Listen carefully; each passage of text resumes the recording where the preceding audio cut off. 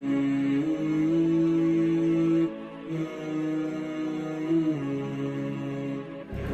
عقدة من لساني يفقهوا قولي رب زدني علما وارزقني فهما سبحانك لا علم لنا إلا ما علمتنا إنك أنت العليم الحكيم وتب علينا إنك أنت التواب الرحيم. Kaum muslimin dan muslimat jamaah salat Isya yang insyaallah dirahmati oleh Allah.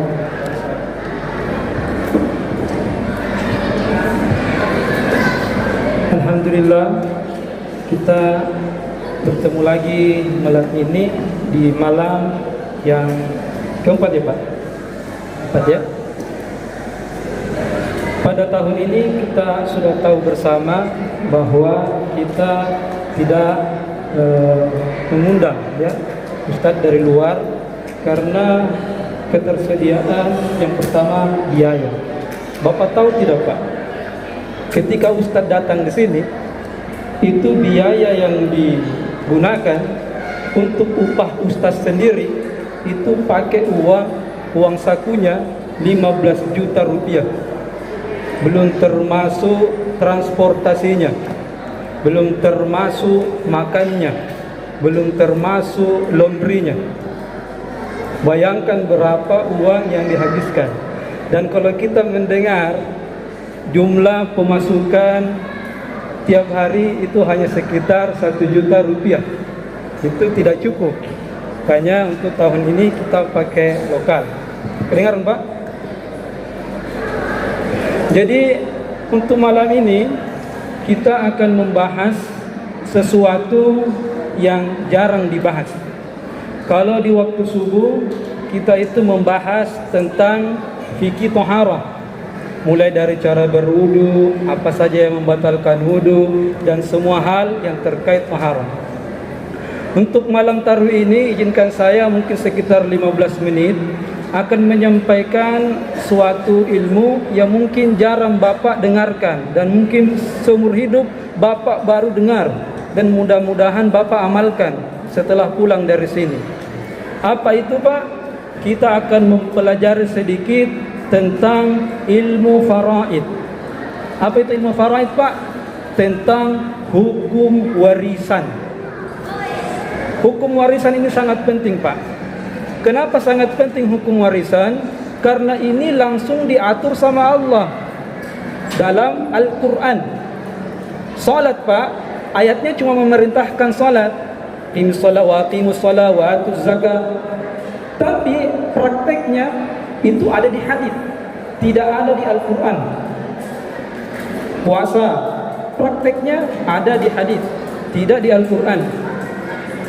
Tapi begitu membahas tentang warisan, itu langsung disebutkan di dalam Al-Quran berapa bagian masing-masing orang dapat. Dan ini tidak boleh diakal-akali, tidak boleh ditunda-tunda. Begitu seseorang meninggal, bagi warisan dia harus berhak mendapatkan haknya. Siapa-siapa mereka? Misal istri, misal bapak yang meninggal, karena biasanya kan bapak-bapak yang duluan meninggal daripada ibu. Kalau istri meninggal, suami meninggal, bapak meninggal, istri bapak itu hanya mendapatkan 1/8 dari harta bapak kalau bapak punya anak. Kalau bapak tidak punya anak, maka istri Anda hanya mendapatkan 1/4 dari harta bapak. Dengar Pak ya? Jadi ibu-ibu di belakang, kalau meninggal suaminya nanti tiba-tiba merasa rumah semua saya punya, surat tanah semua saya punya, mobil motor semua saya punya, Allah sudah tetapkan jatah ibu-ibu cuma 1/8 kalau punya anak, 1/4 kalau tidak punya anak. Contoh, harta bapak 80 juta, maka ibu jatahnya 1/8 cuma 10 juta, 70 juta asabah. Siapa yang punya? Nanti dicek lagi. Kalau dia punya mama, mertua kita, mamanya yang meninggal, itu mendapatkan 1/6, lebihnya asabah masuk ke anak.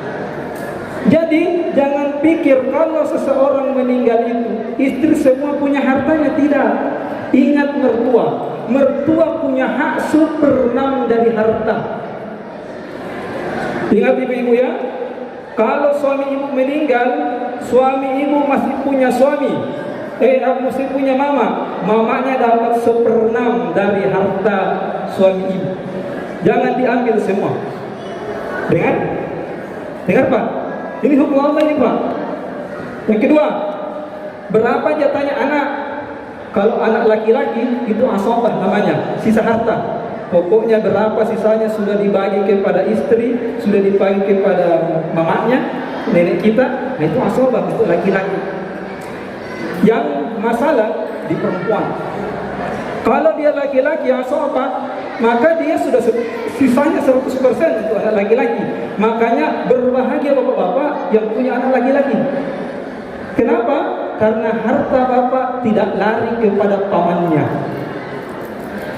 Bapak punya saudara, bapak musuh, iya, atau baik-baik saja, berkebun sama saudaranya Pak. Ketahuilah Pak, saudaranya bapak itu dapat harta warisan. Kenapa? Karena dia wali dari anak-anak bapak. Berapa jatahnya? Nanti dicek asabahnya. Kalau bapak punya anak perempuan 1 orang, tidak ada anak laki-laki, anak perempuan bapak itu hanya dapat 1/2 dari harta bapak. Sisanya untuk istri bapak 1/6. Kalau ada mama dapat 1/8. Kalau ada mama dapat 1/6. Lebihnya untuk saudara bapak. Saudara bapak dapat harta warisan. Kalau anak saya 2 perempuan, hartanya berapa?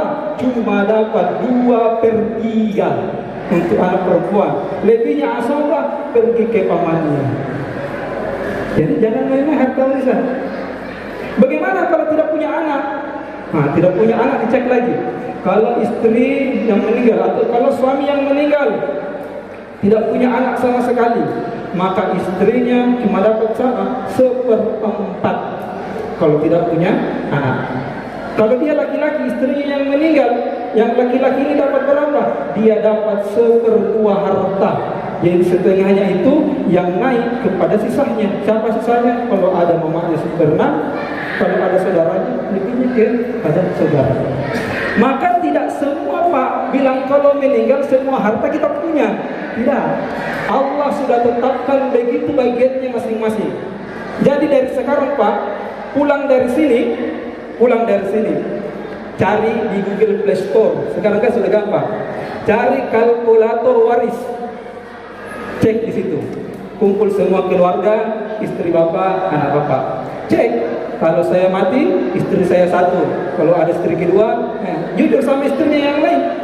Bilang, saya punya istri kedua ya, ini ada hak warisannya. Karena dia dapat 1/6. Nanti dia bagi 1/8. Dia bagi 2 dengan istri pertama. Jadi semakin banyak istri, semakin 1/8 dibagi. Jadi kalau 4 istrinya, ya masing-masing 1/8 dibagi 4.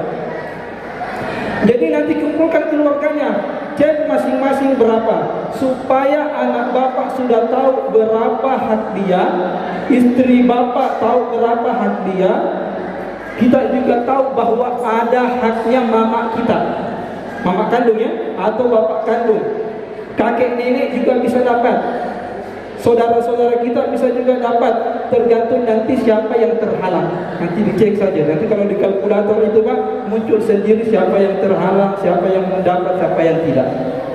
Jadi jangan ditahan-tahan Pak itu harta warisan. Penyebab orang sering bertengkar gara-gara harta warisan ditunda-tunda. Bahkan ada orang dari kakek tidak dibagi hartanya, turun ke anaknya. Anaknya bapak kita tidak dibagi juga hartanya, turun sampai kita. Kita lagi ribut tentang harta itu, turun sampai ke cucu kita. Tidak selesai-selesai masalah ahli waris itu. Paham Pak ya? Sekarang saya terangkan Pak, ada 3 jenis. Yang pertama namanya warisan, yang kedua namanya wasiat, yang ketiga namanya hibah. Ini 3 hal yang perlu bapak bedakan baik-baik. Jangan sampai salah. Saya masih hidup, saya bilang sama istri saya, kalau saya mati nanti, tolong harta saya ini mobil misalnya. Kebetulan saya tidak punya mobil Pak, aminkan saja Pak ya. Ini mobil, untuk anak saya. Saya wasiat seperti itu. Apakah boleh, Pak? Tidak boleh. Wasiat tidak boleh untuk ahli waris. Saya ulang lagi. Wasiat tidak boleh untuk ahli waris. Ahli waris jadinya warisan. Jadi wasiat hanya untuk selain ahli waris.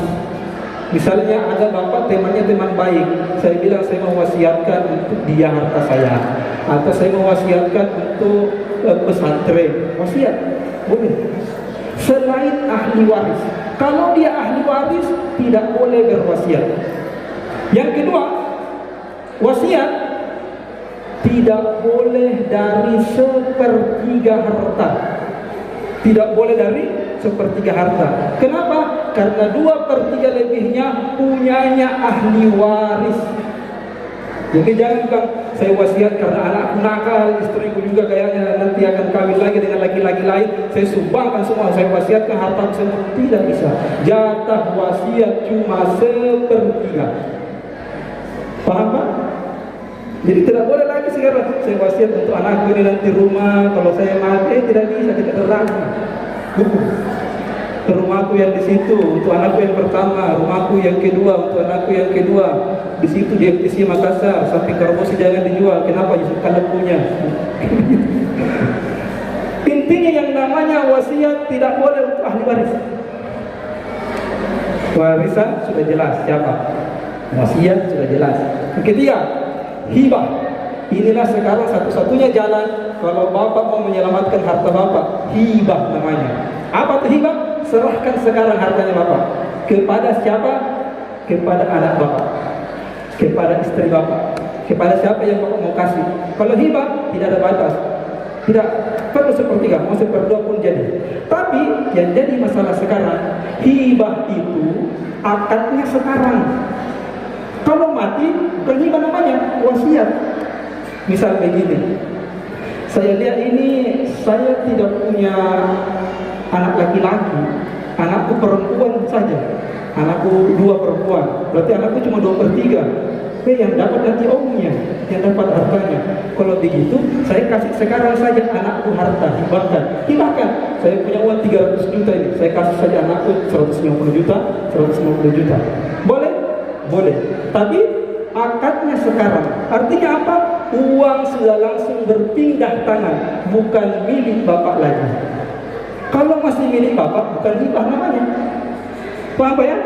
Jadi kalau sudah hibah, kalau misalnya tanah, berpindah surat tanah. Kalau mobil, berpindah surat mobil. Kalau tabungan, berpindah tabungan. Jadi tidak bisa diakal-akali hukum agama di sini. Paham Pak? Saya ulang lagi. Warisan sudah jelas jalurnya siapa? Wasiat diberikan pada saat meninggal, tidak boleh dapat ahli waris dan jatahnya maksimal 1/3. Hibah boleh sekarang dilakukan, tapi harus serah terima akad sekarang juga. Nah, jadi pulang sebentar, mulai hitung-hitung, pakai kalkulator waris, berapa jatah bapak kalau istri meninggal, atau berapa jatah ibu kalau bapak yang meninggal, berapa jatahnya mamanya bapak, neneknya bapak, kakeknya bapak, anaknya bapak, saudaranya bapak. Nah, dari situ bicarakan sama keluarga supaya mereka paham dan sebutkan harta bapak satu-satu, jangan sembunyikan. Begitu banyak orang meninggal Pak, tidak ditahu mana hartanya. Akhirnya ada orang mengaku-ngaku ini punya saya, ini punya saya, padahal milik ahli waris. Yang kasihan ini ahli waris.